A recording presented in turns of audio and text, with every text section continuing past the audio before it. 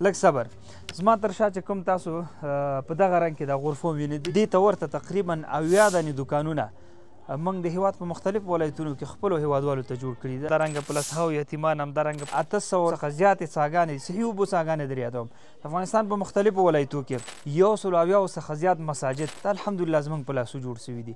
ورسره 1,10,000 نه زیاتو یوازې موږ روژه ماتې د خپلو ورونو ته د خپلو هېوادوالو ته ورکړې ده. 15,000 نه تقریبا زیات خوراکي کڅوړې او خوراکي مواد یو فامیل لپاره موږ ورکړي چې دغه هر فامیل موږ 2 نفره هغه اوسط حساب کو بیا ضرب تاسو ورکوي.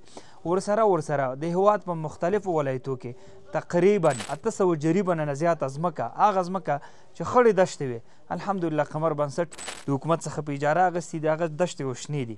ورسره یو بله خوشخبري به دا هم درکم چې د هېواد هغه ځوان استعدادونه چې هغې سره وس او توان نه و، تقریبا 3,500 محصلین لله الحمد هغې لپاره د تعلیم زمینه قمر بنسټ مساعده کړې. الحمدلله ښه داسې عصري کورونه یتیمانو لپاره هرات کې چې کورونه ړنګ شوي د هغې لپاره دا اوس به انشاءالله دا تعداد سره نور هم لوړېږي.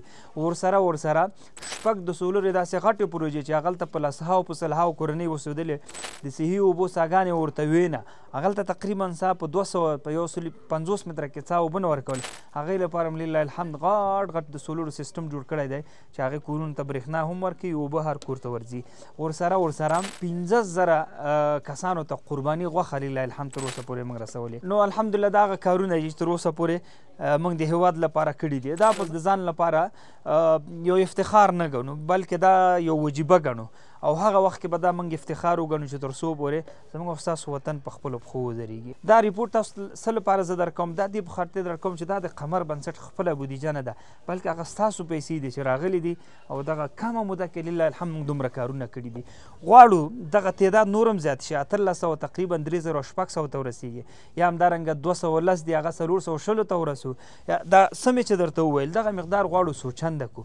دا خو یوازې موږ نسو کولی، یا هغه ورونه چې دوامداره موږ سره مرسته کوي هغې یوازې نشي کولی. دا ته چې ما وینې زه دا وړاندیز ستا لپاره هم کوم چې دا د خیر کار دی، په دغه کې حصه واخلي انشاءالله اجر سوچنده دی.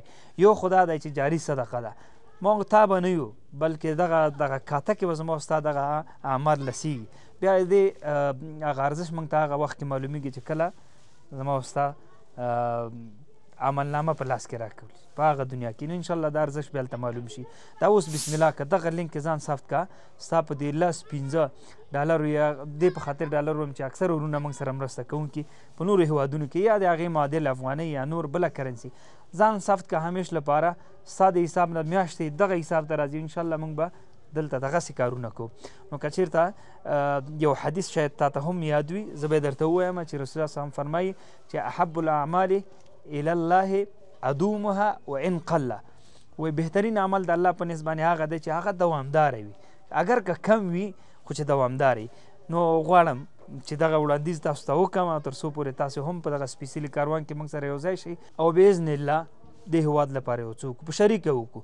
دا زموږ او ستاسو وجیبه ده او دا زموږ او ستاسو مسؤلیت هم دی چې د کونډو یتیمانو د دربدره ولس لپاره یو څه وکړو. او ته کولی شې د هرې میاشتې په آخر کې ستا ایمیل ته د قمر میاشتني فعالیتونو هغه راپور ستا سکرین ته راشي. دا در سره موږ واده کړو. دا اوس بسم الله کوي خپل ورونه، ملګري، دوستان، خویندې، میندې ټول سره وهڅوئ تر څو په دغه سپیڅلي کاروان کې برخه واخلي او موږ سره په دې کاروان کې یوځای شي.